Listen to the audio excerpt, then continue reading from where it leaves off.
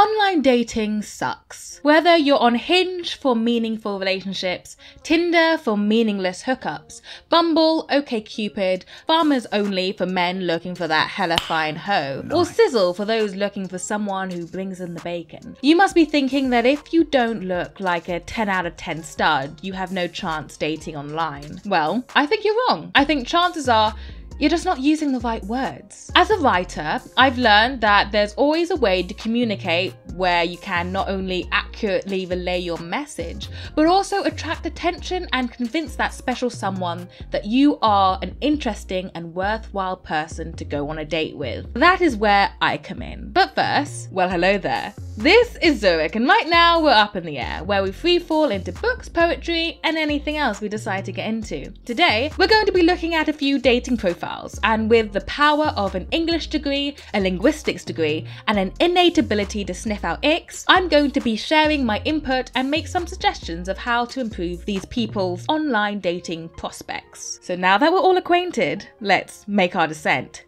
Geronimo.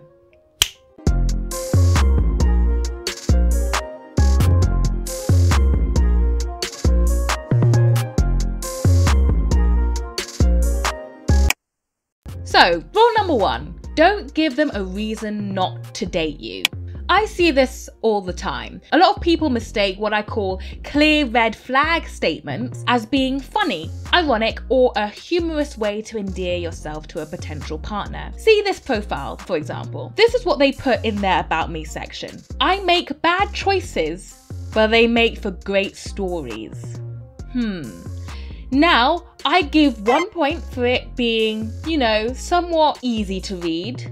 It rolls off the tongue quite well. I make bad choices, but they make for great stories. It's fun. It's a fun statement. It does sound nice. But I have to take away 99 points because this is clearly a red flag. I, in fact, don't want to date someone who makes bad choices. I don't think anyone does. Unless this is a legal statement that revokes any liability when in contact with this man, like he is a gym locker, which in that case, smart. I do think there are some changes to be made to this line. The change is very easy actually. Here we go. Love experiencing all that life has to offer. See the difference? One makes you undateable, the other makes you seem adventurous, open-minded, and fun-loving. Yeah, it's a bit of a cliche, but did you see what I was working with?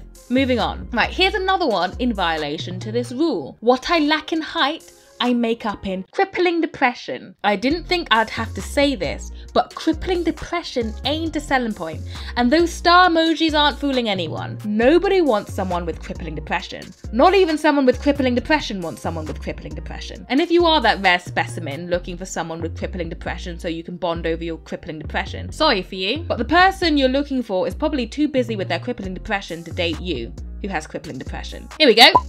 Fixed. And if you're wondering how to disclose your crippling depression to someone when you're dating, my advice is to be completely open and honest with your struggles. After you've been going out for 2 years, you've moved in and they're paying for 100% of the rent and all the other expenses. You want them to be too emotionally invested to dump you without feeling like a monster for leaving someone because of their mental health. It's not manipulation, it's dating strategy. Rule number 2, no need to come off aggressive. So, you want to be clear with your preferences. That's completely understandable. But the way some people write these preferences just come off as aggressive and overbearing. For instance, this profile. You. Minimum college education? Check. Over 5 feet 10 inches? Check. Not recently single or recently divorced? Check. Have left the country? Check. I mean, even the way she puts it makes it sound like you have to be running from some sort of organization who wants to make you Netflix's next true crime documentary. Yeah, I have left the country after some bad dealings with the Mexican mafia. Owns several suits, bonus points for a tux. Check. Reads books. Audiobooks do not count. Sorry blind people, guess you're out. Come back when you get some working eyes, loser. Has a travel list and is actively crossing off destinations. Of course, since the Mexican mafia is always on your trail. White collar professional. From previous context clues, this is probably a euphemism for white collar crime. Likely money laundering since you're on the run from the Mexican mafia. Owns a home.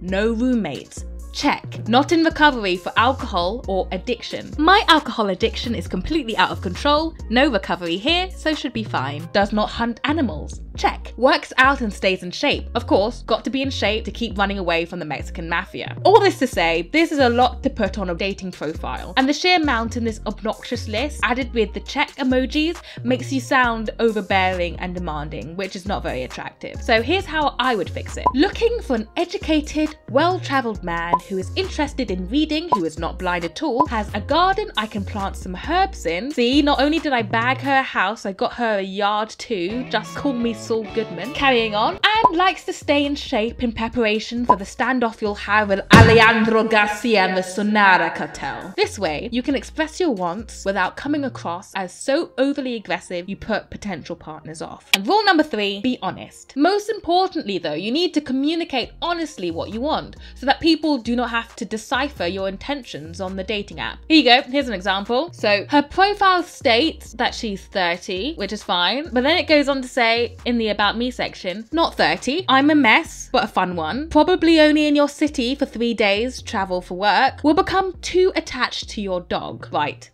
So here's the issue. I don't think this person is being quite truthful. So let me help her out. Let's get rid of that. Let's put in husband, 2 kids, looking for something on the side. Here we are. Oh wait. There you go. Perfect. Next, I'm not sure if they're aware of which app they're on, but the app they're on is Bumble. In case you didn't know, on Bumble, only women are allowed to message first. So she's not really being very honest with this About Me section. This is a very easy fix. All she needs to do is put just looking. Now no one's going to be confused with your intentions. The same with this one. I don't date ugly, fat or black. Neither someone younger than me. J'aime pas les cours d'un soir. Easy change here. Change that to this and this to that. There you go. Right, here's another one. You'll never measure up to my dead husband. Don't bother trying. 100% emotionally unavailable. Easy fix.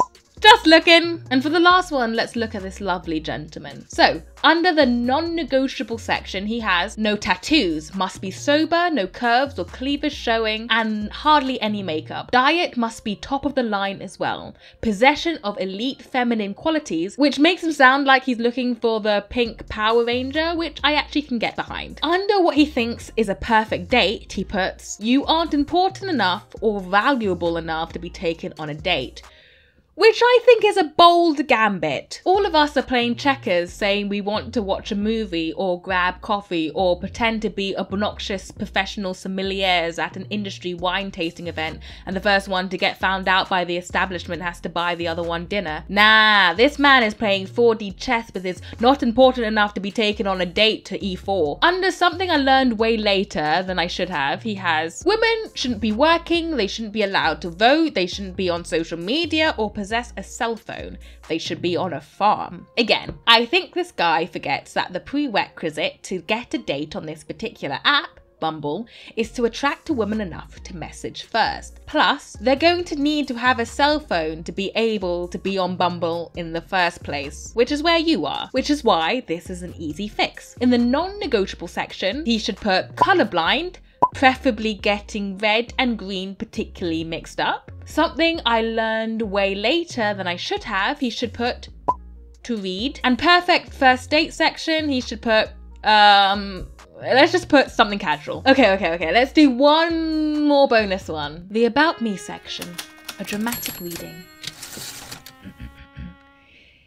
Take your barrow and shove it right up your mate. This app's mental, man. In real life, I've never done bad with you lot. If truth be told, pretty decent. Haven't had a single match on here that I thought, yeah, fit.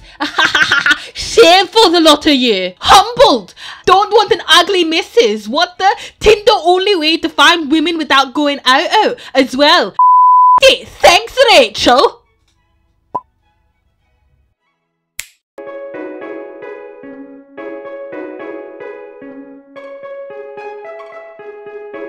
Smell it. Smells nice. Finger in, lick it. Tastes nice. Lift the jug and drink a bit. Oh, this is good. This is really good. What a drink. Lift the jug and drink some more, and drink some more. Drink the lot.